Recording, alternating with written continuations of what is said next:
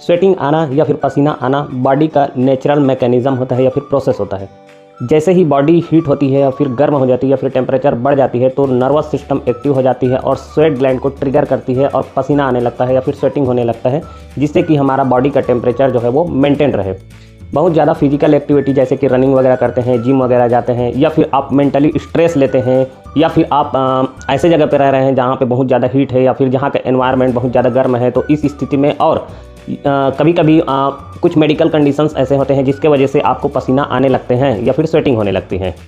वैसे तो पसीना ओडोरलेस रहती है, मतलब पसीने से कोई बदबू या फिर स्मेल नहीं आती, पर यदि आपको पसीने से बदबू आ रही है या फिर स्मेल आ रही है या फिर बैड स्मेल आ रही है तो आपके स्किन में बैक्टीरियल इन्फेक्शन हो सकते हैं।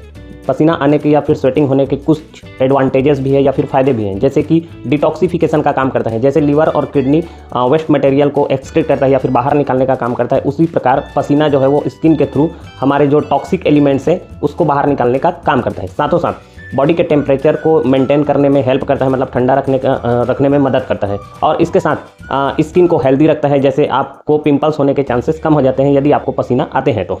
कभी कभी बहुत ज़्यादा पसीने आने के कुछ नुकसान भी हो सकते हैं, जैसे कि आपके स्किन में रैशेस वगैरह बन जाते हैं और आप जैसे कि उस जगह पे ईचिंग होने लगती है और आप सोशल डिस्कम्फर्ट फील करने लगते हैं, जैसे किसी पब्लिक प्लेस पे या फिर मीटिंग वगैरह में बैठे हो और यदि आपके कपड़े पसीने से भीग गए हैं तो भी आप सोशल डिस्कम्फर्ट फील करने लगते हैं। साथों साथ बहुत ज़्यादा पसीने आने से आप डिहाइड्रेट हो सकते हो और इलेक्ट्रोलाइट इम्बैलेंस हो सकता है, क्योंकि बहुत ज़्यादा पसीना आने से जो नमक है वो शरीर से निकल जाता है और इलेक्ट्रोलाइट इम्बैलेंस होती है, जिससे कि वोमिटिंग और डायरिया मतलब दस्त भी होने लगता है, जिससे कि आप डिहाइड्रेट भी हो सकते हैं। यदि आपको बहुत ज़्यादा पसीना आते हैं तो प्रिकॉशन के तौर पर आप कुछ उपाय कर सकते हैं, जैसे कि आप स्ट्रेस बहुत ज़्यादा लेते हैं तो उसको मैनेज करके रखें। लाइट और कॉटन का कपड़ा पहने जो जालीदार रहे या फिर जिसमें छेद रहे छोटे छोटे, ताकि हवा अंदर बाहर आ सके। इससे क्या होगा, इससे थोड़ा सा कम पसीना आने लगता है। साथों साथ स्किन रैशेस होने के भी चांसेस कम हो जाते हैं। इसके अलावा आप बहुत ज़्यादा स्पाइसी फूड वगैरह कंज्यूम करते हैं तो वो भी बंद कर दें, क्योंकि स्पाइसी खाना भी एक पसीना आने का कारण हो सकता है। साथों साथ आप एंटी पर्स्पिरेंट मेडिसिन या फिर पाउडर का भी यूज़ कर सकते हैं जो मेडिकल स्टोर में मिलते हैं। उसमें एल्यूमिनियम कंपाउंड होता है जो कि स्वेट ग्लैंड को ब्लॉक कर देता है और आपको पसीना कम आने लगता है।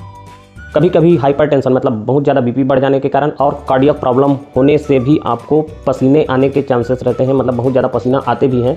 तो इस स्थिति में आप अपने डॉक्टर के पास जाएं और उनसे कंसल्ट करें और बीपी वगैरह चेक करवाएं।